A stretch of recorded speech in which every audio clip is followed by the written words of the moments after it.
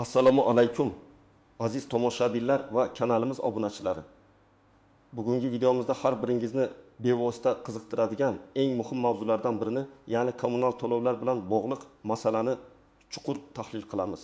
Hamma uchun og'riqli nuqta bo'lgan ushbu mavzu yuzasidan juda ko'plab savollar keladi. Kommunal to'lovlar har oy bizning budjetimizga katta yuk bo'lmoqda. Shu to'lovlarni kamaytirishning biron bir yo'li bormi? Ayniqsa xizmat sifati past bo'lganda ham to'lashga majburmizmi?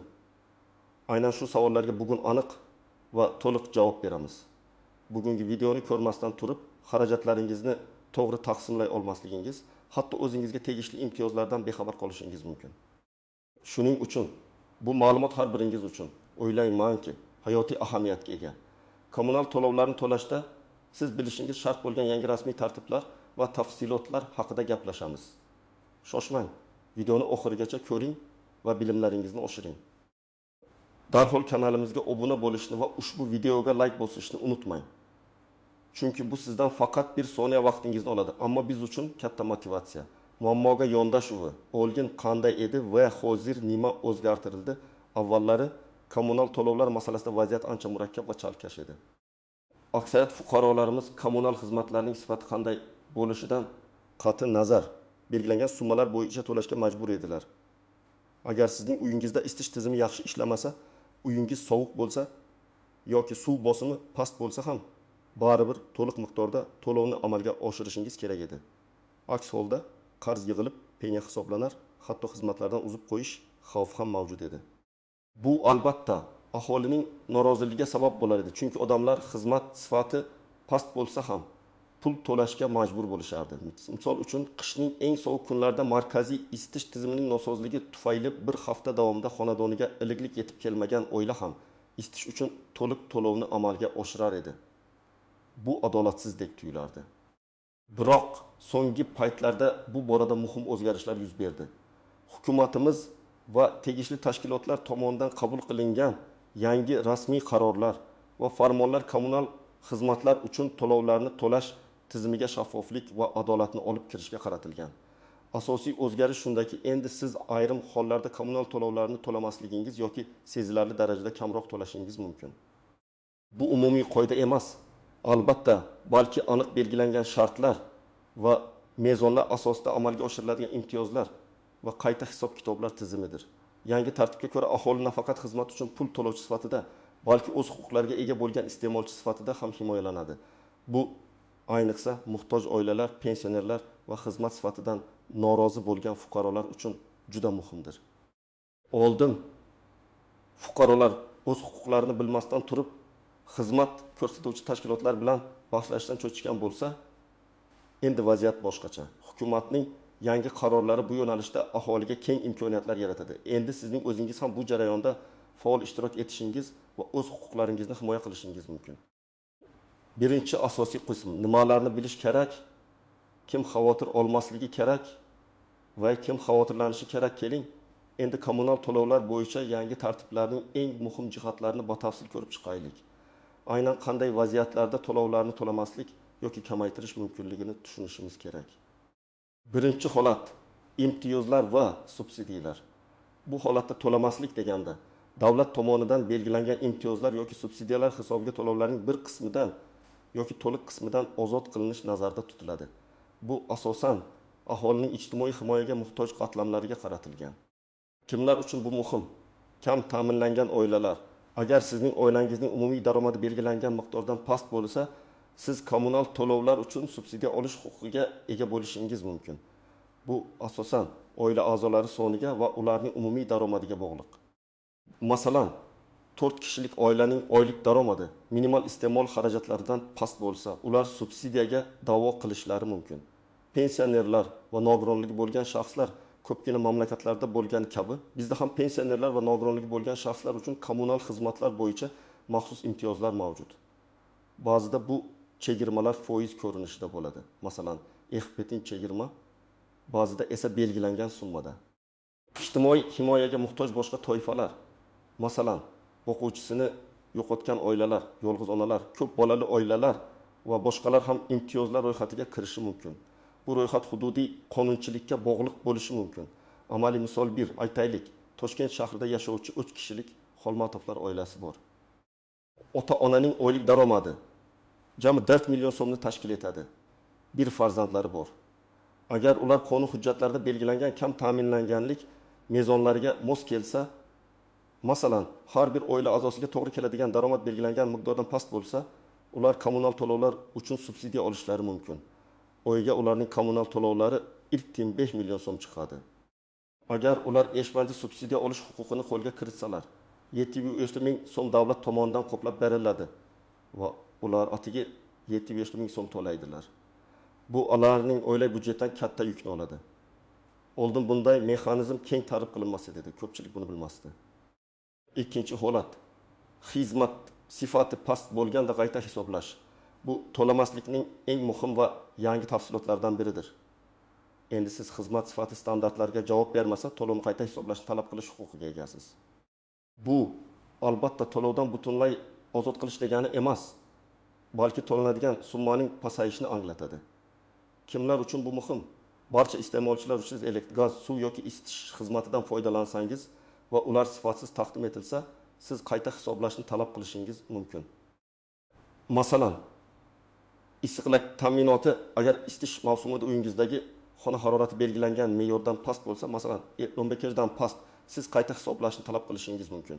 Agar xona harorati 15 dan 22 gacha bo'lsa, to'lov miqdori har bir daraja uchun belgilangan foizda kamayishi mumkin.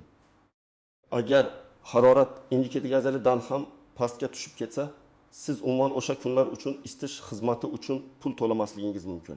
Suv ta'minoti agar sovuq suv bosimi doimiy ravishda past bo'lsa yoki issiq suv belgilangan masalan har bezligazidan past bo'lsa, siz qayta hisoblashni talab olasiz. Agar issiq suv butunlay berilmasa yoki juda sovuq bo'lib kelsa, bu kunlar uchun to'lov umuman bekor qilinishi mumkin. Elektr ta'minoti. Tez elektr energiyasining o'chishi yoki voltaning past bo'lishi. Bu texnikalar ishdan chiqishiga sabab bo'lishi mumkin. Ham shikoyat qilish uchun asos bo'ladi. Gaz ta'minoti, gaz bosimining pastligi, ayniqsa qish mavsumida ham qayta hisoblashga sabab bo'lishi mumkin. Amaliy misol 2. Shahardagi ko'p qavatli uylardan birida yashovchi Karim akaga qish oylarida isitish uchun har oy 5 ming so'm solib kelinadi. Ammo o'tgan yanvar oyida uning xonadonidagi batareyalar deyarli iliq bo'lgan. Xona harorati esa +20 oshmagan. Odatda xona harorati +20 bo'lishi kerak. U xizmat ko'rsatuvchi tashkilotga shikoyat qilgan va ular vakillarini chaqirgan. Vakillar xona haroratini o'lchashgan va harorat 25 gradusli ekanligini tasdiqlovchi davlatnoma tuzishgan. Agar shartnoma shartlariga ko'ra harorat me'yordan har bir darajaga past bo'lsa, to'lov 25% ga kamaytirilishi belgilangan bo'lsa va bu holat butun oy davom etgan bo'lsa, Karim aka o'sha oy uchun to'lovni sezilarli darajada kamaytirishi mumkin. Masalan, agar +20 o'rniga +25 bo'lsa, bu B daraja farqni tashkil etadi. Bu holda 5 kamayish. Bu har kuni uchun. Agar oyda 30 kun bo'lsa, bu 7 kamayishga olib kelishi mumkin. Ya'ni 5000 so'mdan 1,500 so'm kamroq to'lash mumkin bo'ladi. Bu juda katta farq. Oldin ko'pchilik bunday huquqlari borligini bilmagan va shunchaki to'lab kelgan. Xavotirlanmaslik kerak bo'lganlar, agar siz kommunal xizmatlarni o'z vaqtida va to'liq to'lab boradigan, qonunda belgilangan imtiyozlardan foydalanmaydigan, xizmat sifatidan doimiy ravishda mamnun bo'lgan fuqaro bo'lsangiz, bu yangiliklar sizga bevosita ta'sir qilmasligi mumkin. Siz o'z odatiy tartibingizda to'lovlarni amalga oshiraverasiz. Lekin hatto siz ham xizmat sifati birdaniga yomonlashsa, o'z huquqlaringizdan foydalanishga tayyor bo'lishingiz kerak. Oldin bunday holatlarda ko'pchilik shunchaki indamay to'lab yuborishga odatlangan edi, endi esa yo'q. Xavotirlanishi kerak bo'lganlar, o'z huquqlarini bilmaydiganlar, eng katta muammo shundaki, ko'pchilik fuqarolar o'zlarining kommunal to'lovlar bo'yicha imtiyozlari va xizmat sifatiga oid huquqlarini bilishmaydi. Bu esa ularning ortiqcha xarajatlarga duchor bo'lishiga olib keladi. Qarz yig'ib yuradiganlar, agar siz o'z bilimsizligingiz tufayli yoki boshqa sabablar bilan kommunal to'lovlarni to'lamay yurgan bo'lsangiz va qarz yig'ilgan murakkablashadi. Yangi qoidalar qarzni bekor qilmaydi, balki to'lovlarni qonuniy asosda kamaytirish yoki imtiyoz olish imkonini beradi. Qarzni to'lamaslik esa haligacha penya va boshqa salbiy oqibatlarga olib keladi. Xizmat ko'rsatuvchi tashkilotlarning nohaq harakatlariga duch keladiganlar ba'zi xizmat ko'rsatuvchi kompaniyalar o'z xizmatlari sifatini oshirishga unchalik qiziqmasligi mumkin. Ular ko'pincha aholining bilimsizligidan foydalanib xizmat ko'rsatish standartlariga rioya qilmasliklari mumkin. Agar siz bunday holatga duch kelsangiz va o'z huquqlaringizni himoya qila olmasangiz, siz haqingizda xavotirlanish lozim. Oldin bu holatlar juda ko'p uchrar edi, chunki mijozlarda kuchli huquqiy baza yo'q edi. Uchinchi amaliy misol, Yangi Hayot tumanida yashovchi Safar bobodagun yoshli pensioner. Uning oylik pensiyasi 8 million so'm. O'zbekiston qonunchiligiga ko'ra pensionerlarga ayrim kommunal xizmatlar, masalan, qattiq maishiy chiqindilarni olib chiqib ketish uchun belgilangan foizda chegirma beriladi. Safar bobo buni bilmasdan har oy to'liq summani to'lab kelgan. Mahalladagi faollar unga bu imtiyoz haqida ma'lumot berishgandan so'ng, u tegishli idoraga murojaat qilgan va endi u har oy chiqindi to'lovi uchun pundiz kamroq to'laydi. Bu har oy uning budjetidan ortiqcha chiqib ketayotgan 10 ming so'mdek pulni tejashga yordam beradi. Yiliga esa bu 20 ming so'm demakdir. Safar bobo kabi minglab odamlar o'z huquqlarini bilmaganliklari sababli ortiqcha xarajatlarga duch kelishadi. Bu kichik summa bo'lib tuyulishi mumkin, ammo pensionerlar uchun har bir so'm muhimdir. Ikkinchi asosiy qism qoidalarning istisnolari, muhim ta'tlari va noaniq nuansalari. Yuqorida aytib o'tganimizdek, kommunal to'lovlarni to'lamaslik mumkin degani bu umumiy qoida emas, balki aniq belgilangan holatlarda amal qiladigan huquqdir. Bu yerda bir nechta muhim istisnolar, chuqur tushunishni talab qiladigan jihatlar va noaniq nuanslar mavjud. Istisnolar 1. Asossiz to'lamaslik, bu huquqbuzarlik. Kommunal to'lovlarni to'lash majburiyati sizga yuklangan. Agar sizda yuqorida aytilgan imtiyozlar yoki xizmat sifatidagi kamchiliklar sababli qayta hisoblashga haqqingiz bo'lmasa, shunchaki to'lamay yurishingiz jiddiy oqibatlarga olib keladi. Bu qarzning to'planishiga, penya jarima hisoblanishiga, sud orqali qarzni undirishga va oxir oqibat xizmatlardan uzib qo'yilishga olib kelishi mumkin. Masalan, bir fuqaro menga harorat past tuyuldi deb shunchaki to'lamasdan yursa, bu noqonuniy hisoblanadi. Uning da'vosi isbotlanishi shart. Qarzlarni avtomatik bekor qilish emas. Yangi tartiblar sizning avvalgi qarzlaringizni avtomatik ravishda bekor qilmaydi. Agar sizda yillar davomida to'lanmagan qarzingiz bo'lsa, bu qarzingizni to'lashingiz shart. Yangi qoidalar faqat joriy to'lovlar va xizmat sifatini baholashga taalluqlidir. Muhim jihatlar va noaniq nuanslar. 1. Isbotlashning ahamiyati. Xizmat sifati pastligini isbotlash sizning zimmangizda. Bu degani, siz shunchaki menga issiq suv kelmadi deyishingiz yetarli emas. Siz tegishli dalillarga ega bo'lishingiz kerak. Hujjatlashtirish. Agar sizda xizmat sifatiga oid muammo bo'lsa, darhol xizmat ko'rsatuvchi tashkilotga yozma ariza bilan murojaat qiling. Ular 24-72 soat ichida tashkilot qoidalariga ko'ra vaziyatni o'rganish uchun vakil yuborishlari shart. Dalolatnoma, vakil kelganda u vaziyatni tekshiradi va dalolatnoma tuzishi kerak. Bu dalolatnomada muammoning mohiyati, aniqlangan kamchiliklar va ularni bartaraf etish muddatlari ko'rsatiladi. Bu sizning asosiy hujjatingizdir. Dalolatnomaning bir nusxasi sizda bo'lishi kerak. Agar vakillar kelishdan bosh tortsa, siz 2 nafar guvoh ishtirokida mustaqil dalolatnoma tuzishingiz mumkin. Bu guvohlar qo'shnilaringiz bo'lishi mumkin. Bu holatda siz videoga yoki suratga olib ham dalil to'plashingiz mumkin.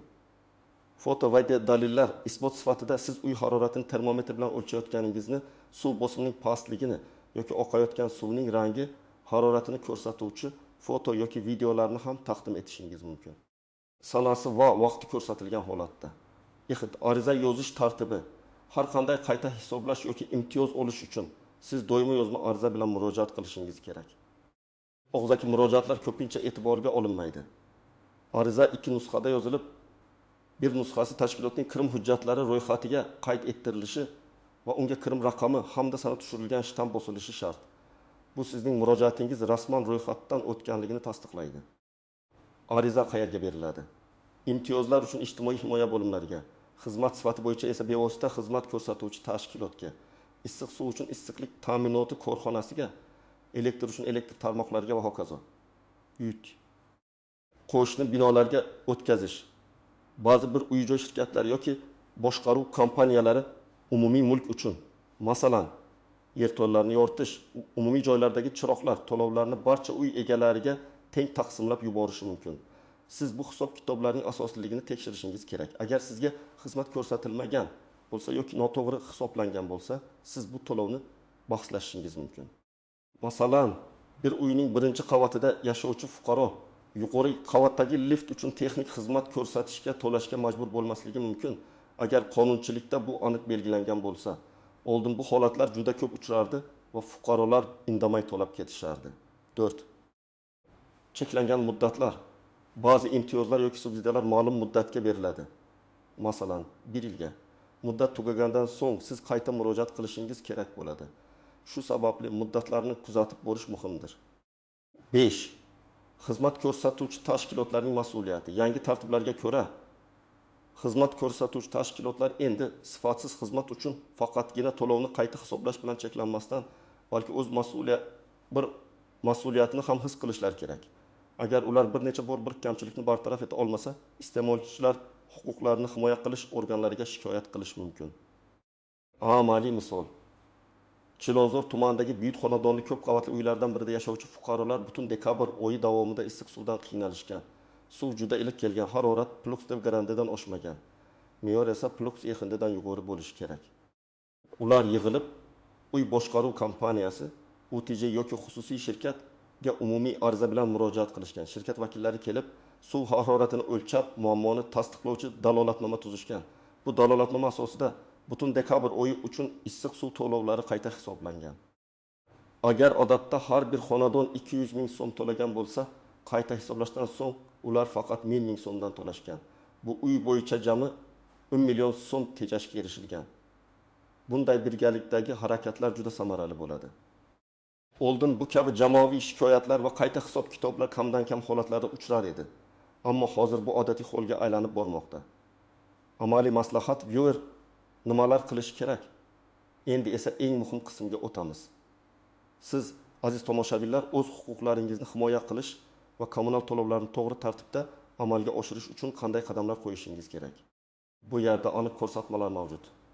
1. Imtiyoz va subsidiya huquqingizni tekshiring. Qayerga borish kerak? Mahalliy ijtimoiy himoya bo'limlariga yoki mahalla va oilani qo'llab-quvvatlash bo'limiga murojaat qiling. Hukumat portalida, masalan, kommunal xizmatlar portali yoki MyPonkov uz orqali onlayn tarzda ham ma'lumot olishingiz mumkin. Qanday hujjatlar kerak? Shaxsni tasdiqlovchi hujjat, pasport, oila a'zolari tarkibi haqida ma'lumotnoma, oxirgi 3-6 oylik daromadlar to'g'risida ma'lumotnoma, ish joyidan, pensiya jamg'armasidan va hokazo, uy joyining kadastr hujjati, kommunal to'lovlar uchun oxirgi kvitansiyalar. Nima yozish kerak? Belgilangan shakldagi ariza. Uni olishda mutaxassislar yordam berishadi. Aytib o'tish joizki, bu jarayon biroz vaqt talab qilishi mumkin. Shuning uchun sabrli bo'ling va barcha hujjatlarni to'g'ri tayyorlang. 2. Xizmat sifatini doimiy kuzatib boring. Har bir kommunal xizmat, isitish, suv, elektr, gaz uchun qabul qilingan me'yoriy hujjatlardagi standartlarni bilib oling. Bu hujjatlar tegishli xizmat ko'rsatuvchi tashkilotlarning veb-saytlarida yoki mahalliy hokimiyat organlarining bo'limlarida mavjud bo'lishi mumkin. Uy haroratini, suv haroratini va bosimini vaqti bilan tekshirib turing. Oddiy termometr va bosim o'lchagichlar yordam berishi mumkin. 3. Muammolarni darhol hujjatlashtiring. Agar xizmat sifati pasayganini sezsangiz, masalan, uy sovuq, suv iliq, darhol foto va video sana va vaqt bilan qiling. Qayerga qo'ng'iroq qilish kerak? Birinchi navbatda xizmat ko'rsatuvchi tashkilotning dispetcherlik xizmatiga qo'ng'iroq qiling. Qo'ng'iroq qilingan sana va vaqtni, shuningdek, dispetcherning ismini yozib oling. Bu sizning birinchi murojaatingizni tasdiqlovchi dalil bo'ladi. 4. Rasmiy ariza bilan murojaat qiling. Qayerga yozish kerak? Xizmat ko'rsatuvchi tashkilot nomiga, masalan, Issiqlik manbai korxonasi, Suvoqqa va Dik Xudiy elektr tarmoqlari AJ. Nima yozish kerak? Arizangizda aniq muddatlarni, qaysi sanadan qaysi sanagacha muammo kuzatildi. Muammoning mohiyatini, masalan, 2024 yil 10 yanvardan 15 yanvargacha xonadonda isitish tizimi yaxshi ishlamadi. Xona harorati 11 gandan oshmadi. O'lchov natijalarini va sizning talabingizni, xizmat haqqini qayta hisoblashni so'rayman, ko'rsating. Shuningdek, ilova qilingan foto video dalillaringizni ham qayd eting. 2 ta nusxada yozib, bir nusxasini kirim raqamli va shtamp bilan qayd ettirib oling. Tashkilot javob bermasa, agar tashkilot 10 ish kuni ichida qonunchilikda belgilangan muddatga qarab javob bermasa yoki sizni qoniqtirmaydigan javob bersa, siz iste'molchilar huquqlarini himoya qilish jamiyatiga yoki prokuratura organlariga murojaat qilishingiz mumkin. 5. Ma'lumot bazasi va onlayn resurslardan foydalaning. My.Uz portali orqali kommunal xizmatlar bo'yicha onlayn arizalar berish, shuningdek tegishli qonun hujjatlari bilan tanishish mumkin. Iste'molchilar huquqlarini himoya qilish agentligining veb-sayti va ishonch telefoni orqali ham maslahat olishingiz va shikoyat qilishingiz mumkin. Amaliy misol, Farhod ismli yigit yashaydigan uyning podyezdida bir necha oydan beri yoritish chiroqlari yonmaydi.